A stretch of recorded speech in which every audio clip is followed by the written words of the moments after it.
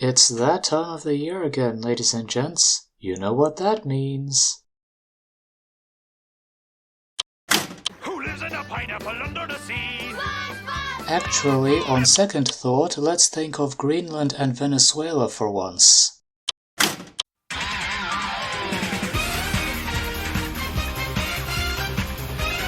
Truth be told, we won't be doing that either.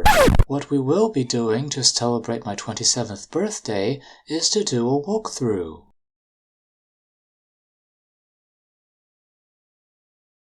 Funbox Games presents Marble Blowout, a game that I discovered on the Friday before my 12th birthday in January 2011.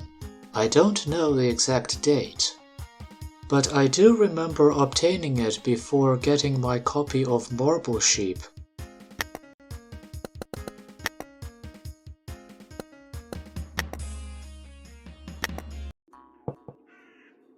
You've got the arrow keys on one side of the keyboard and the WASD keys on the other. You move the marble with one set and you adjust the camera with the other, either zooming in and out or rotating the camera.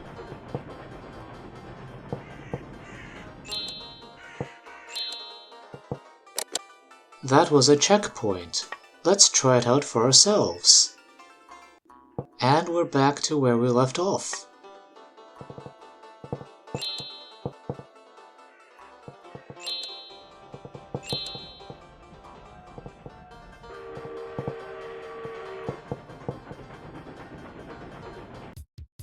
After collecting all the gems in a level, you win an additional ball.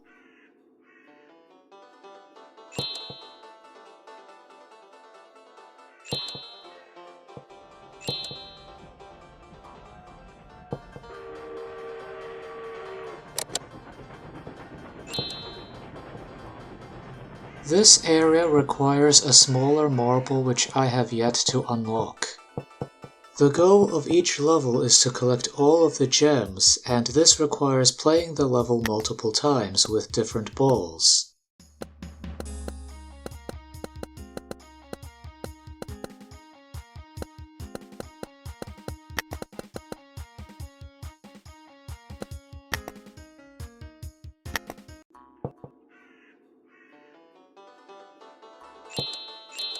Even though it specifically says that I need a bouncy ball for this, I can get by with a normal marble.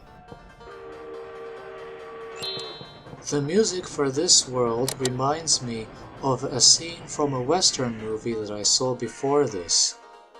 I don't remember the name of the film, but I do remember a scene in which two different parties of gunmen, one on each side of the street, were shooting at each other, and some of them were hiding behind a water trough with bullet holes on it, and water was leaking out through those bullet holes. Eventually, I learned that much of the desert ambience, particularly the crows and the train, were not part of the music. They're in a separate file.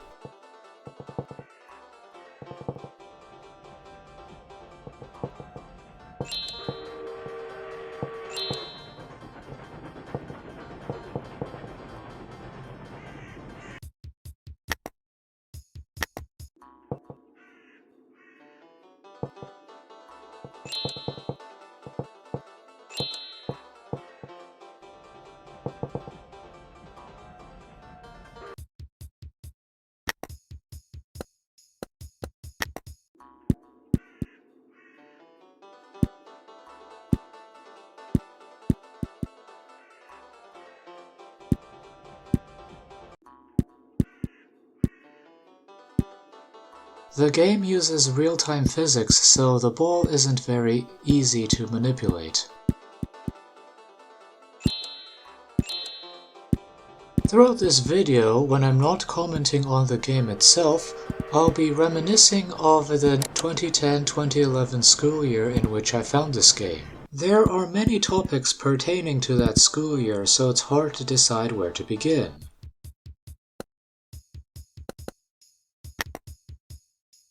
I mean, there's a whole lot of topics to cover when it came to the 2010-2011 school year, whether it's films that came out or I discovered, to video games like other computer games, and even toys.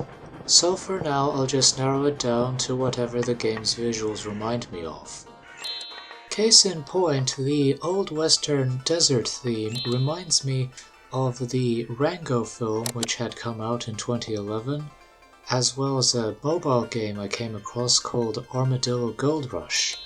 There were also the VeggieTales episodes The Ballad of Little Joe and Mo and the Big Exit, both of which were adaptations of the biblical stories of Joseph and Moses respectively. This was my first year at a private Christian school called Firm Foundation.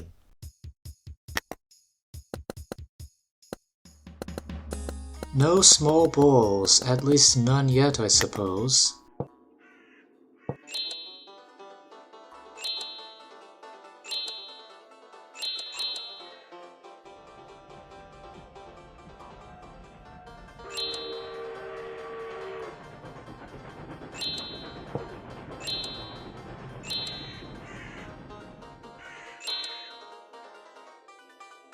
Oh, it's just a cactus, nothing out of the ordinary.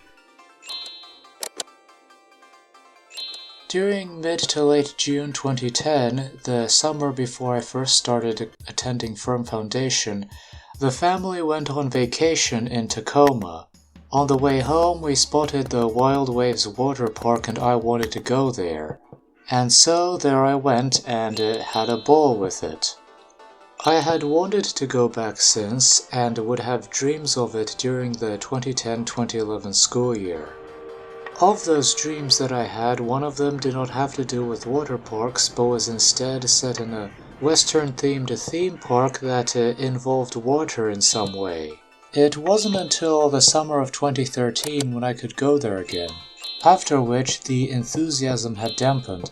Likely because in my second visit I was able to see what I couldn't see in the first one. A pinball machine, but without the plunger.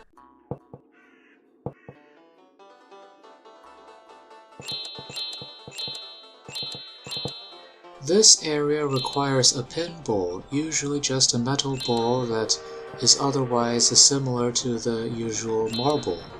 I could never quite understand the difference. When I was a toddler one day at an airport, I don't know exactly which one, I was at this playground area which consisted of a helicopter. Inside of it were front seats and steering wheels. I don't know how many steering wheels there were, but it was definitely more than one, and I was sitting on one of them, pretending I was driving a car.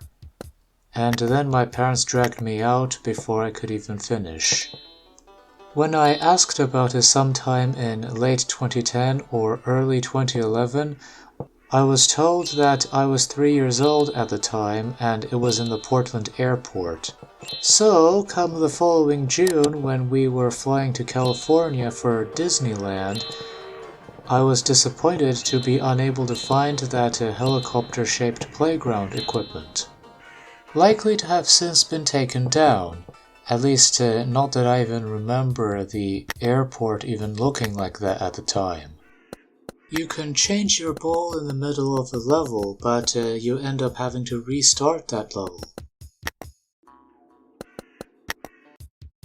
In that dream about the Western-themed theme park I mentioned earlier, I was also riding a bike in that dream. In real life at the time I couldn't really ride a bike, and so I was inspired to actually ride a bike.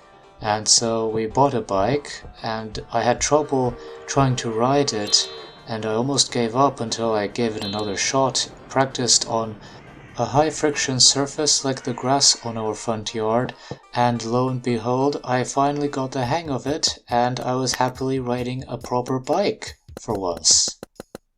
Previously, the bikes that I owned would have had training wheels instead.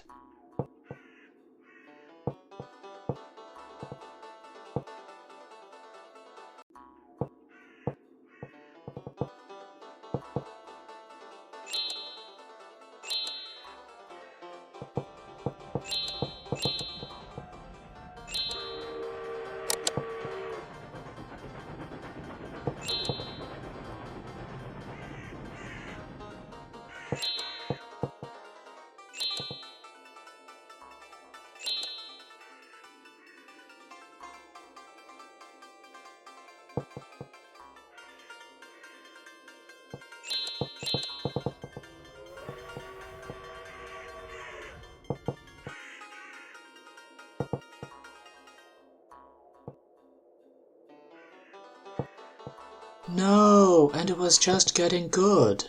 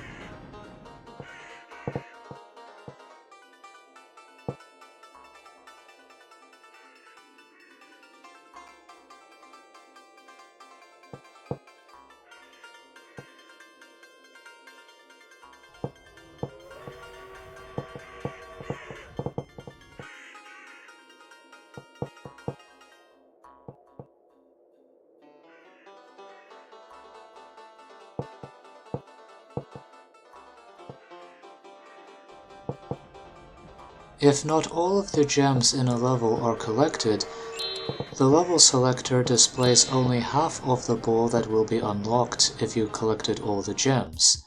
That's a small ball right there, so we have to collect all the 17 gems in this level in order to unlock it.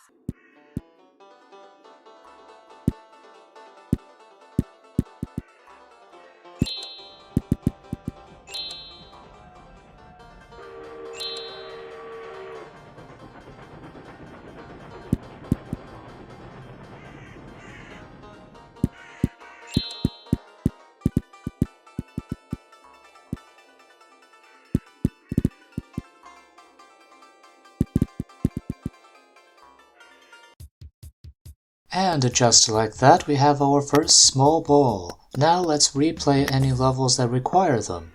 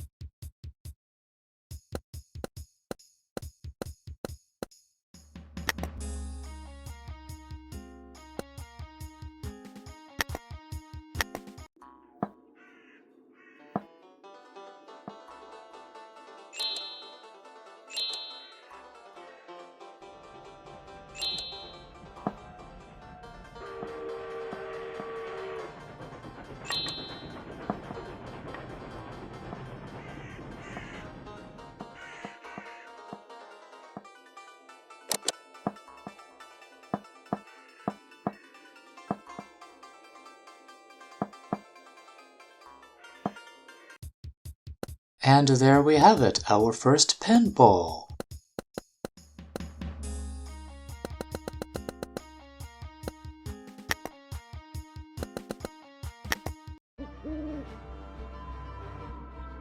When I first played this game, I thought that the soundtrack was original to it.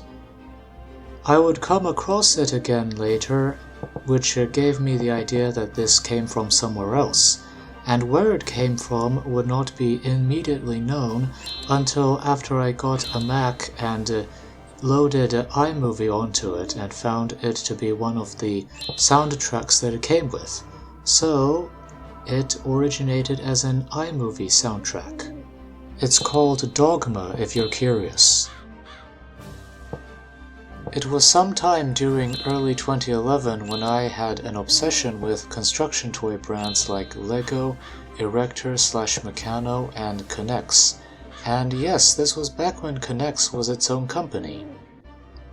So much so that I began looking up various different systems, as they were called, and contemplating on which one would be the best for a typical kindergarten setting. Such systems ranged from ones I already knew about, like Fisher-Price's Trio, to ones I never knew about before, such as Magnetiles, Magformers, and Clix. That's C-L-I-C-S. Back then, I didn't really care who owned and maintained these systems, be it dedicated companies like Lego or larger companies like Fisher-Price that could, in hindsight, discontinue them at will. There's something about Lego in particular that makes it continue to hold a special place in my heart 15 years later, even if I don't actually use it every single day. Until September 2011, I'd take piano lessons at a house not too far from a Barnes & Noble bookstore we frequently visit to this day. And some Fridays after the lesson, we'd go to that store and I'd read some of the books there. At least one of them discussed the history of Lego and its production process, and in it was a toy area that sold some Lego sets as well as another building toy system called Zoob, Z-O-O-B. I can't possibly be the only one to remember those. Were they discontinued? Anyway, it was either that or the fact that I was taking Lego robotics classes at school using the now discontinued Lego Mindstorm subsystem. Never mind that the school computers had Lego Digital Designer installed in them. I could remember one morning in early 2011 when I played with Lego Digital Designer and envisioned building levels of a 3D puzzle platformer with it. Later that day, my dad took me to OMSI. One time that day, we came across a model built with Zoob, and Dad told me about ball and socket joints. The OMSI science store was even selling Zoob sets, but we never bought any until I came across a second-hand set at Goodwill with some pieces missing, and Mom was amazed with it enough to buy me a 500-piece set which I still own today. I haven't really heard from the Zoob brand ever since, and my main concern is whether they're still being manufactured, because if the pieces break and there are no spare parts anymore, then owners are screwed. It's probably thanks to that I have more trust in these building toy systems maintained by namesake companies. At least Lego, for instance, offers a pick-a-brick service that ensures availability of spare parts. It's probably hard to imagine that a 27-year-old like me would even have an interest in children's toys, but then you have enthusiasts from all over the globe who are much older than I am. I'm bringing that up now because the area looks kinda foggy, and that reminds me of those nights where we'd go home from the bookstore on Friday and the sky would be dark and the fog would be thick enough for us to see.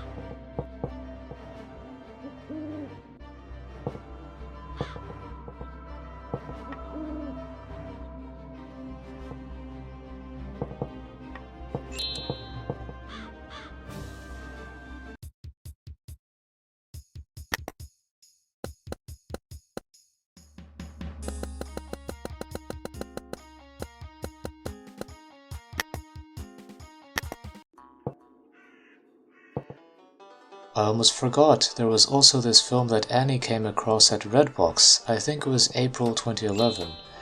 Anyway, it was Luke and Lucy, the Texas Rangers, based on a long-running Belgian Dutch-language comic called Suske en Wiske. I never actually saw the film while Annie was engrossed in it, so I missed out on much of it.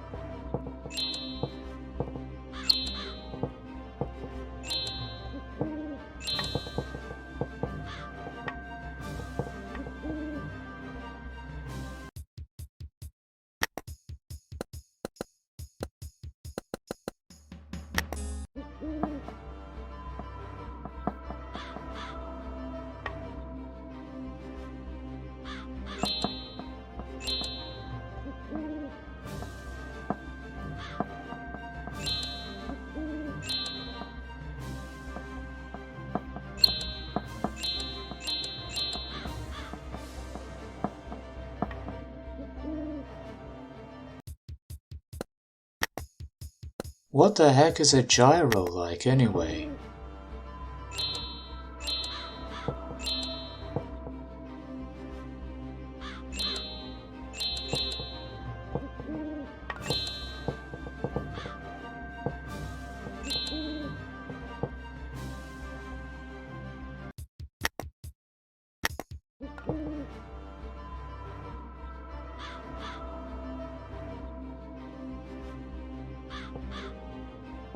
So it's essentially a freely rotating object embedded inside of a ball frame. Some levels will have you guide inanimate balls through rails so that they can help remove any physical blocks.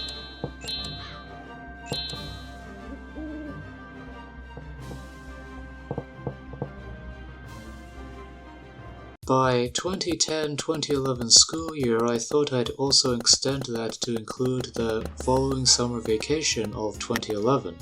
I guess that more or less counts, right? Well, during the June of 2011, the family went on a flight to California so we could visit Disneyland. The first day was on a Monday, if I remember correctly, and by the time we landed in California, it was evening and the sun was setting, so we had to go and find ourselves the hotel. The next day was the first day when we visited Disneyland for the first time. At the parking lot, I saw an ad for the Duffy the Disney Bear teddy bear that I thought was a new thing. Maybe it wasn't, but anyway, I did not think much of it. What I do remember, however, was seeing a poster for the then upcoming Winnie the Pooh film. But basically, the first day at Disneyland was not so substantial, at least not as much as the second day when I actually set foot at the California Adventure area. There was a large roller coaster with a loop-de-loop that I wanted to ride a second time but never got to. Back then it was called California Screamin', and it was years before it was closed down and rebranded as the Incredicoaster. Also on the second day of Disneyland, we took a monorail and passed through some areas such as a Lego store. or the fact that we went back to the hotel after midnight. Eventually, on Wednesday, we left Anaheim for San Diego. On our first night there, we went to Belmont Park, and that was where I learned of a Super Monkey Ball ticket blitz, with its large trackball. The next day, or the day after, I cannot quite remember, we visited SeaWorld San Diego. One of the exhibits was a wild Arctic exhibit where visitors could look at Arctic life through a recreated Arctic research station. At one point, I remember coming across a few texts written in Apple's Chicago typeface, and imagined being an Arctic researcher at a vessel typing all his observations and memoirs on a portable Macintosh he would carry with him. The day before we returned home from California, we went to the San Diego Zoo. Not as exciting, I'm not really much into the animal kingdom, but anyway. As a result of that trip to Disneyland, I had developed an obsession with Winnie the Pooh. Other than the films that were made of Winnie the Pooh, whether we owned copies of them or not, there was particularly the TV show The New Adventures of Winnie the Pooh that I focused the most on. I was even happy to see the new film that came out in July 2011. The obsession would last into the first few months of the new 2011-2012 school year before I lost interest by the start of 2012.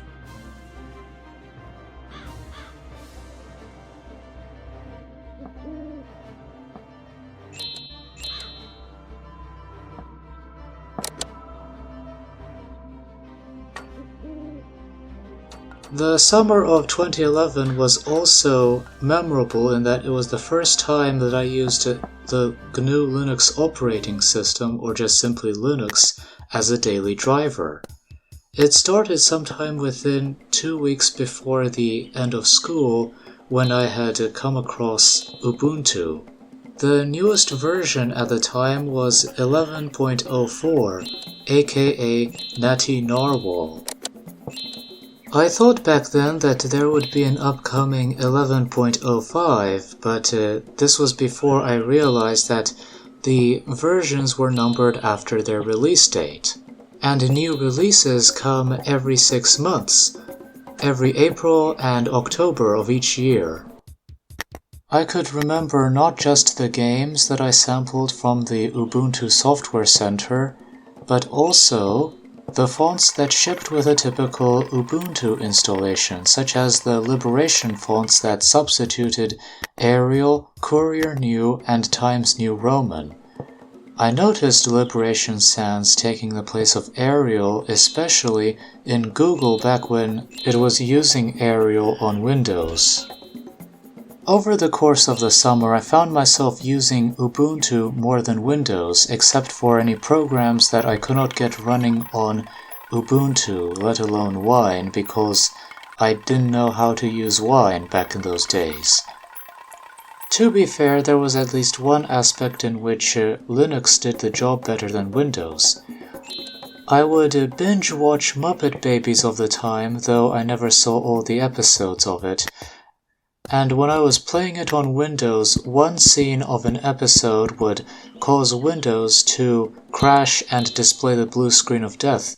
When I played that same exact scene of the same episode on Ubuntu, it went without a hitch. I could never quite understand how and why. Satisfied as I was with Ubuntu back in the day, what I really wanted at the time was a Mac so that I could run the Mac operating system. A dream that was kept in the back burner since 2008 was reinvigorated upon seeing 2 of my teachers owning Macs. I would spend the summer begging my parents to buy me a Mac, and it wouldn't be until the end of that summer when I finally got one. I wouldn't use Linux as a daily driver again until 2016 when I moved back to PCs.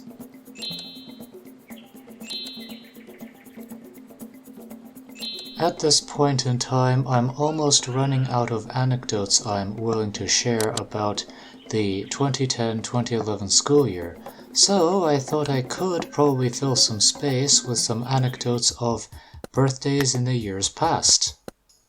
I celebrated my 21st birthday while my sister, my dad, and I were at Brownsville, Texas on vacation. It would be the last one part of the household would take before the COVID pandemic hit.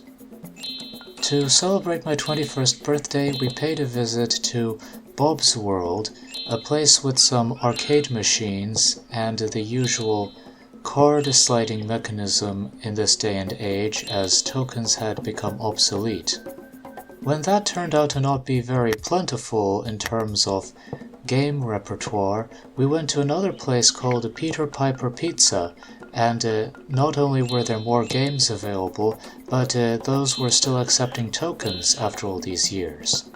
Anywho, I had high hopes of being able to travel to Xiamen, China, which was where I was born, so that I could not only study Chinese but also take trips down to memory lane to revisit old places that I visited during my childhood. And so I enrolled in Xiamen University for a special program.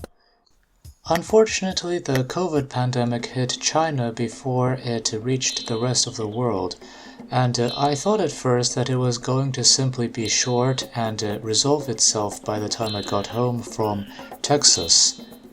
Sadly, it went out of hand, and so we had to call off the entire deal. A real shame, honestly, as I had heard a lot of good things about China and wanted to see if they were true by actually setting foot in a BRICS nation for the first time ever since I learned of the term and what it meant for mankind in general.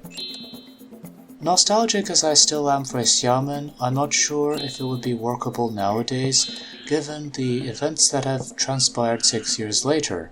Particularly, the events in the second half of 2025 have cast doubt in my eyes in ways that I would rather not describe here. Much of it has to do with the words and deeds of Japanese Prime Minister Sanae Takaichi, whose words and actions have put me in a huff over the uncertain prospect of Sino-Japanese relations, the maintenance of which I had counted on Shigeru Ishiba for. And I'm sorry to bring up politics here, but as someone who owns a Bilibili account, this is something I keep track of every day, in case any of you are wondering why I haven't done a video in 2 months. Well, hey, at least now I explained why I'm so nostalgic for the 2010s, especially the very first half thereof. And speaking of the 2010s, in 2015 we celebrated my Sweet 16 at a skating rink called Golden Skate.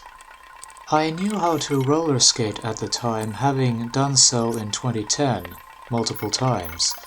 But unfortunately this time around, one wrong move caused me to slip, fall, and sprain my right ankle, incapacitating me for the rest of the day. While recovering at home, I picked up my mom's iPad and came across some animated programs. One of them was the Japanese anime series Wooser's Hand-to-Mouth Life. I liked the cel-shaded visuals and the chibi designs, but I didn't like the themes that I didn't think belonged in a children's show. Nonetheless, I stuck around for the art style alone, and it wouldn't be long before I bit the bullet, picked up the actual show, and found myself looking forward to the then upcoming 3rd season. Once that came out in July 2015, I was watching a new episode every week, and once that wrapped up, I was yearning for more. The 2014-2015 school year was my first one at Clark College, and rather memorable on its own, but that's another subject for another day.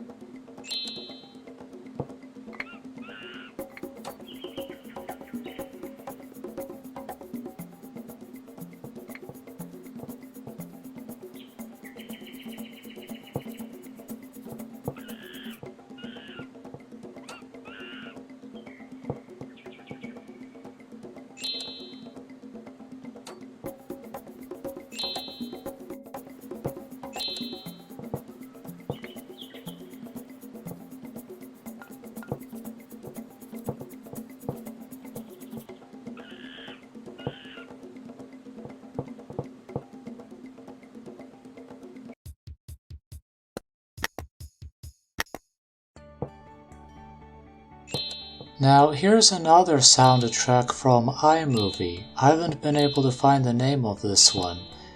Maybe someone in the comments below can tell me? Or maybe it's not an iMovie track?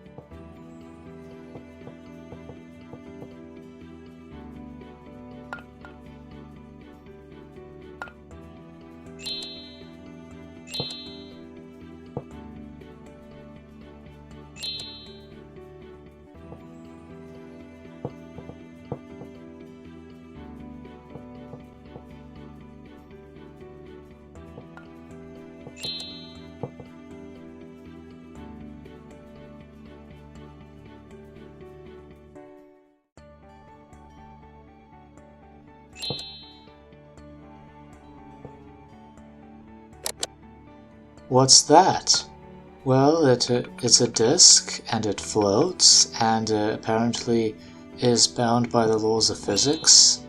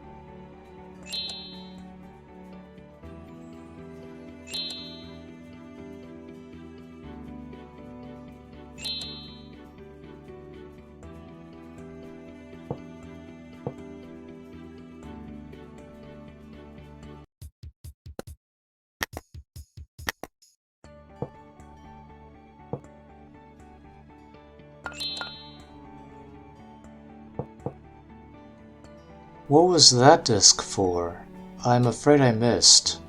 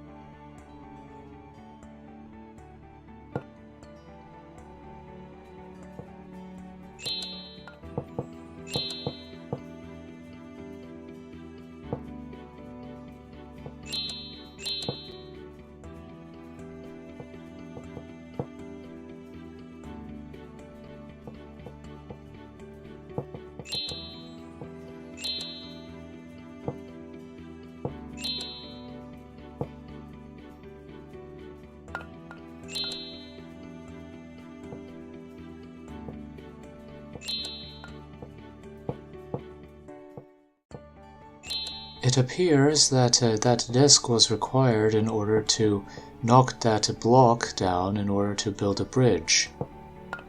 Unfortunately, since I lost the disc, I cannot do that.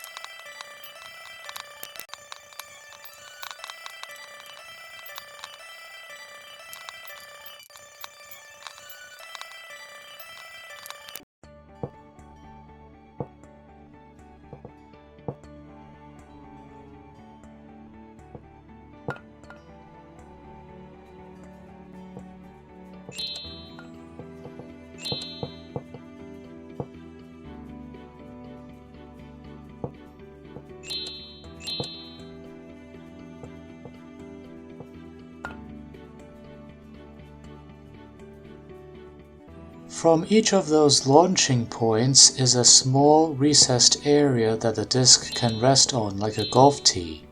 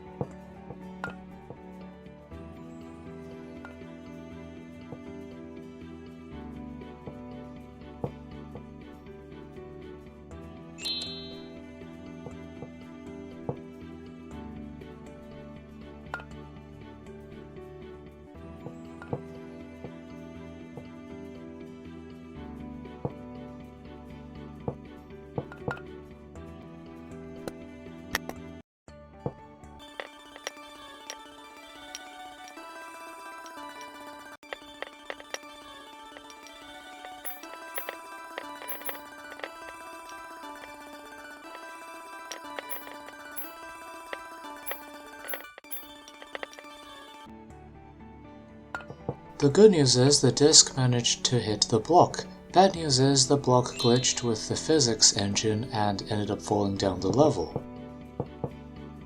Of course, at least I could still give kudos to the developer for giving the player an alternate means of exiting the level.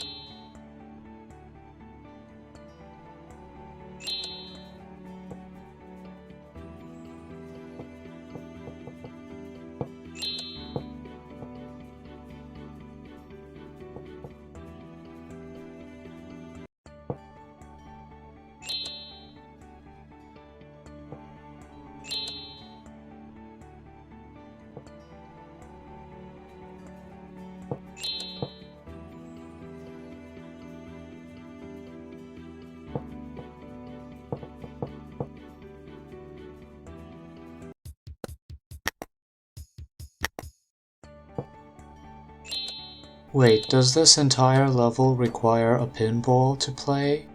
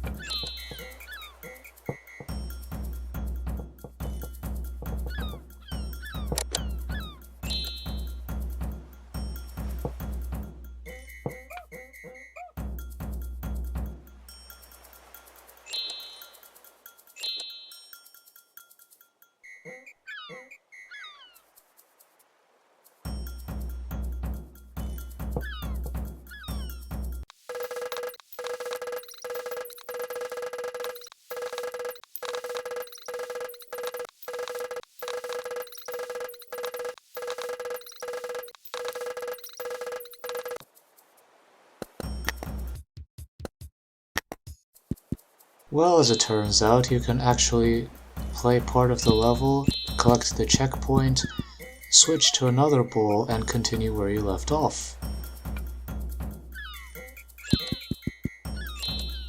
I kinda knew already that the block was blocking a hole to a tunnel to the exit.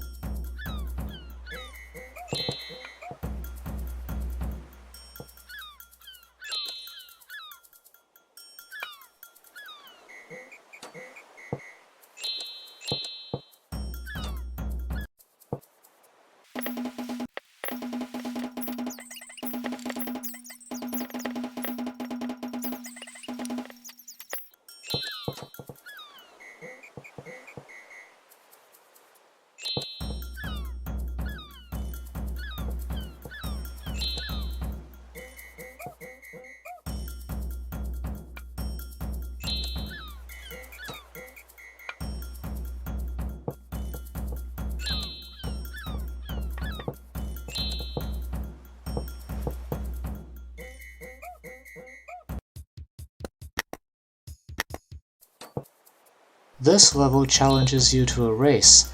Beat that ball or it'll block the exit.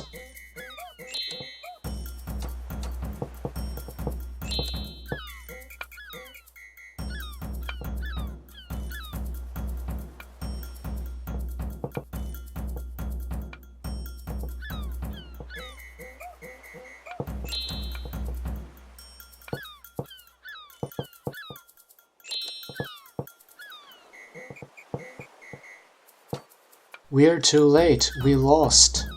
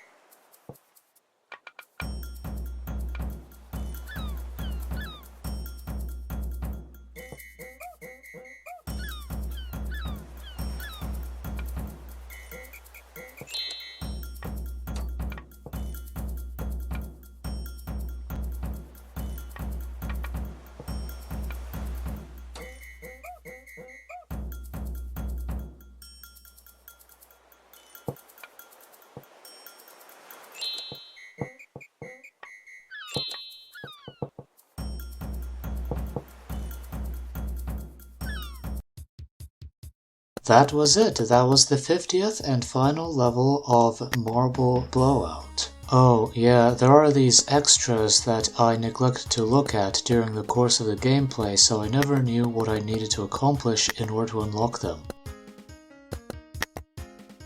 I kinda figured there'd be a way to reset the game to factory settings, but I didn't expect there to be an option to reset any collected crystals.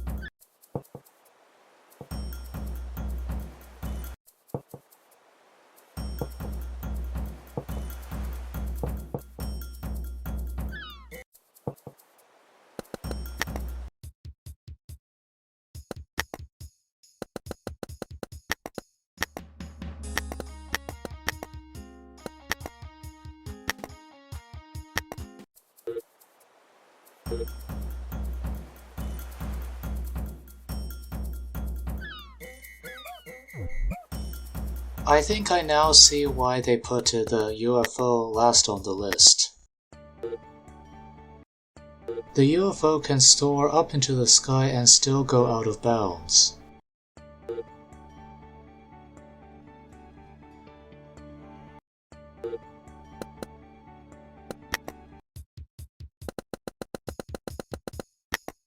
This is probably the extent to which I can reveal about my childhood during the 2010-2011 academic year, and the summer following it. If there's demand for it, I can reveal additional details about it.